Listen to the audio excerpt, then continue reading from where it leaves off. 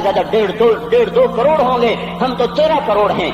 1.5-2 करोड़ की बुराई 13 करोड़ पे अजाब को नहीं ला सकती। मैं और आप 95% तो नमाजें छोड़ गए, आज भी फैसला बाद में होंगे। लाखों जो आज भी जुमा नहीं पढ़ेंगे, ये जुमा भी नहीं पढ़ेंगे, ईद भी नहीं पढ़ेंगे।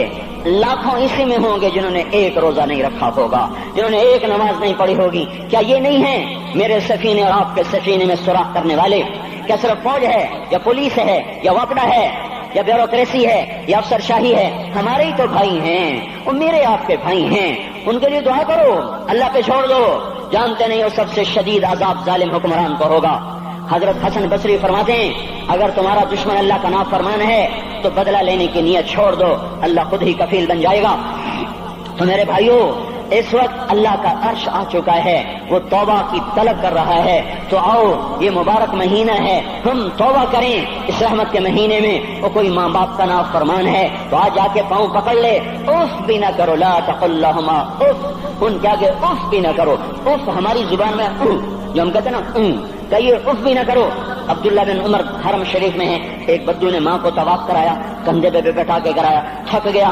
फिर आकर हजरत अब्दुल्ला बिन उमर से कहने लगा, हजरत मैंने अपनी माँ का हक अदा कर दिया, तवाफ कराया, माँ का हक अदा हो गया। तो हजरत अब्दुल्ला बिन उमर ने फरमाया, तेरी माँ ने तुझे पालते हुए जो एक लंबा सांस लिया था, तूने अभी एक सांस का हक भी अदा नहीं किया, अभी एक सांस का भी हक अदा नहीं हुआ। इमाम बुखारी ने वाकया नकल किया है अदबुल मुफरद में, एक आदमी कब्र से निकलता, असर के बाद उसका चेहरा गधे की तरह होता, 3 दफा गधे की आवाज निकालता, फिर कब्र में गायब हो जाता। तो जो इस हदीस के रावी हैं, इस वाकये के रावी हैं, वो कहते ये क्या चक्कर है? का ये शख्स शराबी था, शराब पीता था, इसकी माँ रोकती, बेटा शराब न पिया कर, तुझे कहता था खोते की तरह बदमत बकवास किया कर, खोते की तरह हींगती रहती है, गधे की तरह हींगती रहती है। जब ये मरा, जिस दिन से मरा है ये इसके साथ हो रहा है, कब्र फटती है, ये निकलता है और गधे के चेहरे के साथ 3 आवाजें निकालकर फिर कब्र में दाखिल हो जाता है। तो मेरे भाइयों, अक्सर नौजवान बैठे हो, आज बदकिस्मती है, आज के स्कूल वो इल्म नहीं सिखा रहे, वो तो पैसे कमा रहे हैं, वो 2 + 2 4 सिखा रहे हैं। कौन बताता है माँ किसे कहते हैं? कौन बताता है बाप क्या है? माँ बाप नहीं बताते तो साहब क्या बताएंगे, स्कूल क्या बताएंगे? हमारी बदकिस्मती है कि हमारी नस्ल केबल में मुब्तला हो गई और वो डिश में फंस गए और वो इंटरनेट में फंस गए। है इन्हें अपने इक़दार भूले, इन्हें अपनी ताज़ीब भूली, इन्हें अपनी मंजिल भूली, दुनिया के चस्कों में लगकर गुम हो गए और यही सब कुछ नहीं है। तो मेरे भाइयों, ये मौका है आज, ये मौका है आज, कोई है तो तौबा करे। तीसरा आदमी जिसकी आज भी बख्शिश नहीं है वो है जो दिल में किसी के लिए वैर रखता हो, वैर, बुग़्ज़, एक रंजिश किसी से भी हो जाती, एक वैर रखना, वैर, बुग़्ज़ पालना, अल्लाह ताला इसको आज भी नहीं माफ करेगा। चौथा आदमी जो माँ और बाप से जो रिश्ते बनते हैं, खाला, नानी, मामू, ये माँ के रिश्ते हैं।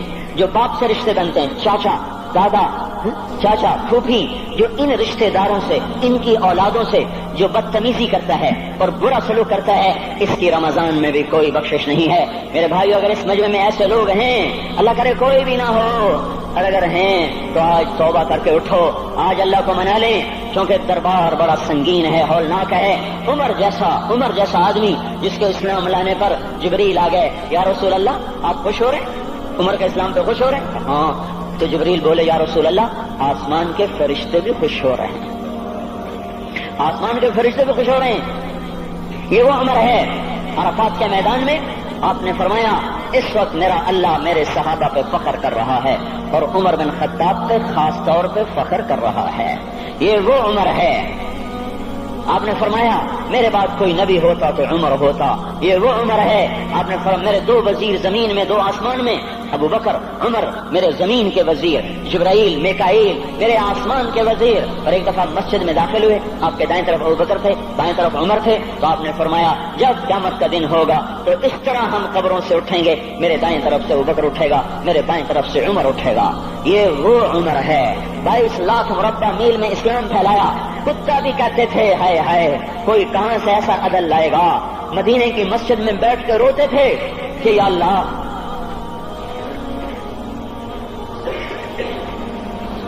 फरात के किनारे, दजला के किनारे कोई कुत्ता भी प्यासा मर गया तो पकड़ तो उमर की होगी। یہ وہ عمر ہے.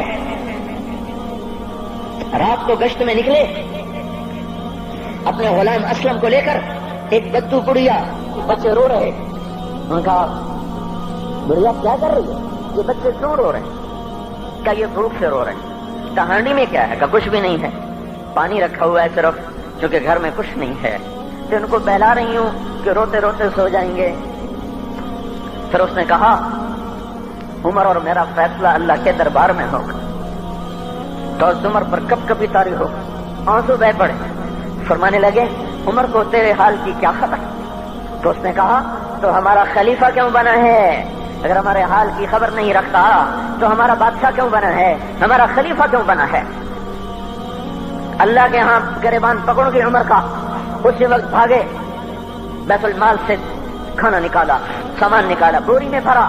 ان کے غلام نے کہا میں اٹھاؤں؟ کہ قیامت کا بوجھ بھی میرا تو ہی اٹھائے گا. اپنے کندھے پہ رکھا. 22 لاکھ مربع میل کا حکمران، جس کے گھوڑے کے سامنے بڑے بڑے تھر تھرا جائیں. کندھے پہ بوری کو رکھا، بھاگے، پہنچے، پنیر نکالا، کچھ گندم نکالی، کچھ گھی نکالا، اس کو آگ پہ چڑھایا. لکڑی میں لکڑیاں لگائیں اور دھواں، اور اس میں پھونکے مار رہے، لکڑیاں گیلی اور وہ جلنے رہی، دھواں اترا. تو ان کے غلام اسلم کہتے تھے میں دیکھ رہا تھا کہ دھواں حضرت عمر کی گھنی داڑھی میں سے یوں نکل کے آنکھوں کو چڑھ رہا، ناک کو چڑھ رہا، اور وہ اس میں پھونکتے رہے یہاں تک کہ آگ جلی. پھر کھانا خود تیار کیا، پھر پلیٹ میں ڈال بچوں کو دیا. پھر ان کو بیٹھ کے دیکھنے لگے. اسلم نے کہا چلے اٹھیں؟ کہا نہیں، ان کو روتا دیکھا ہے، ان کو ایک دفعہ ہنستا دیکھ لوں پھر اٹھوں گا. یہ وہ عمر ہے، یہ وہ عمر ہے. ایک بدو آیا، رات کو گشت میں نکلے. وہ باہر اس کا خیمے کے باہر پریشان بیٹھا. کیا ہوا بھائی؟ کہ میری بیوی کو بچہ ہونے والا ہے، کوئی اس کی خبر گیری کرنے والا کوئی نہیں ہے، پتہ نہیں کیا ہوگا. حضرت عمر بھاگے، اپنی بیوی کو اٹھایا. اٹھو. کس کی؟ خلیفہ کی بیوی، 22 لاکھ مربع میل کے حکمران کی بیوی. ایک جنت کا کام آ گیا، جنت کی کمائی کا موقع آ گیا. بیوی کو ساتھ لیا، ایک معصوم، ایک غریب دایا، ایک غریب بدو کے گھر پہنچا دیا. انہوں نے بچہ، وہ اندر گئی، اس کا کام کیا، بچہ پیدا ہوا. ان کا امیر المومنین کہ یہ کیا ہوا؟ یہ آپ ہیں؟ کا غم نہ کر، فکر نہ کر، میں تیرا ساتھی ہوں. اور وہ بڑھیا جس کے بچوں کو کھانا کھلایا، وہ کہنے لگی کاش تیری جگہ عمر کی جگہ تو خلیفہ ہوتا، کاش عمر کی جگہ تو خلیفہ ہوتا تو وہ میرے جیسا کوئی ہوتا. کہتا میں ہی تو عمر ہوں.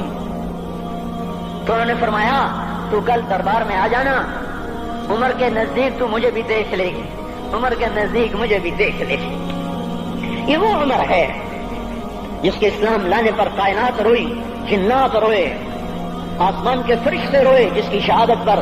یہ وہ عمر ہے. پر نماز پڑھاتے ہوئے کافر کے ہاتھوں خنجر لگا. نماز میں خنجر، جنت کی ایسی بشارتیں. تو آپ نے اپنے بیٹے عبداللہ بن عمر سے کہا بیٹا جاؤ حضرت اما عائشہ سے کہو کہ عمر اپنے ساتھیوں کے پڑوس میں دفن ہونے کی اجازت چاہتا ہے. اگر وہ اجازت دے دے تو مجھے لے جانا، نہیں تو مجھے جنت البقیع میں ڈال دینا. وہ آئے، حضرت عائشہ بیٹھی رو رہی تھی. ان کا اما جان میرا باپ عمر یہاں اجازت چاہتا ہے. تو حضرت عائشہ نے کہا یہ جگہ تو میں نے اپنے لیے رکھی تھی. ابا جان مبارک ہو، اجازت مل گئی. کہا نہیں بیٹا ممکن ہے میرے شرم میں اجازت دی ہو، جب میں مر جاؤں مجھے اٹھا کے لے جانا، دروازے پہ رکھنا، اجازت ملے تو لے جانا، نہیں تو واپس کر دینا. پھر جب موت کی آہٹ کو محسوس کیا تو رونے لگے. حضرت علی آئے، حضرت حسن آئے. کہا عمر کیوں رو رہے ہو؟ موت کے ڈر سے. کہا نہیں موت کے ڈر سے نہیں، موت کے بعد آنے والی گھاٹیوں کے ڈر سے. تو فرمایا نہ رو، میرے ان کانوں نے کتنی دفعہ سنا ہے کہ میں گن بھی نہیں سکتا کہ اللہ کے نبی نے کہا تھا ابو بکر اور عمر جنت کے بڑی عمر کے لوگوں کے سردار ہیں. تو عمر اور رونے لگے. کہا تو گواہی دے گا ابو الحسن، میری جنت کی گواہی دے گا قیامت کے دن؟ آپ نے کہا میں بھی دوں گا، میرا یہ بیٹا حسن بھی گواہی دے گا کہ اللہ کے نبی نے یہ بات فرمائی تھی. اتنی خوشخبریاں مل گئی. پھر فرمایا اپنے بیٹے سے بیٹا میرا سر زمین پہ رکھ دے. گود میں تھا، انہوں نے زمین پہ رکھنے کی بجائے پنڈلی پہ رکھ دیا، پنڈلی پہ. انہوں نے پھر فرمایا بیٹا میں کہہ رہا ہوں زمین پہ رکھ دے. انہوں نے زمین پہ رکھ دیا. تو اپنا چہرہ یوں مٹی میں ڈال اس طرح ایسے، اور اپنی گال اپنی ناک یوں زمین میں ایسے ایسے رگڑ رہے. اور کیا کہہ رہے؟ ویل لک یا عمر ان لم یغفر لک ربک، اے عمر اگر تیرے رب نے تجھے معاف نہ کیا تو ہلاک ہو جائے گا. یہ تو معاف ہو چکا ہے. پھر ایسا ڈر ہے اور طارق جمیل کو تو پتہ نہیں ہے، عبد الرحمان اسلم اکرم کو تو پتہ نہیں ہے، شہید بلال کو پتہ نہیں ہے، کسی کو پتہ نہیں ہے کہ کیا ہوگا، کیا ہوگا، کچھ پتہ نہیں۔ زینب، فاطمہ، سمیہ کو کچھ پتہ نہیں ہے کہ کیا ہوگا۔ فاطمہ کو تو پتہ ہے پھر بھی کپ کپاتی ہیں۔ خدیجہ، عائشہ کو پتہ ہے، حضرت عائشہ محبوب ترین بیوی ہیں، جب انتقال کا وقت آیا تو اتنا روئی کہ چنی ساری آنسوں سے تر ہو گئی، موٹی چادر تھی بھیگ گئی آنسوں سے۔ عبداللہ ابن عباس آئے، کہنے لگے اماں جان آپ کیوں رو رہی ہیں؟ آپ اللہ کے محبوب کی سب سے پیاری بیوی ہیں، آپ کا اور اب اللہ کے نبی کا کی ملاقات میں صرف موت کا پردہ حائل ہے، ادھر آپ کی روح نکلے گی، ادھر آپ اللہ کے نبی کے پاس پہنچ جائیں گی۔ فرمایا عبداللہ مجھے دھوکہ نہ دے، کاش میں پیدا ہی نہ ہوئی ہوتی، کاش میں پیدا ہی نہ ہوئی ہوتی۔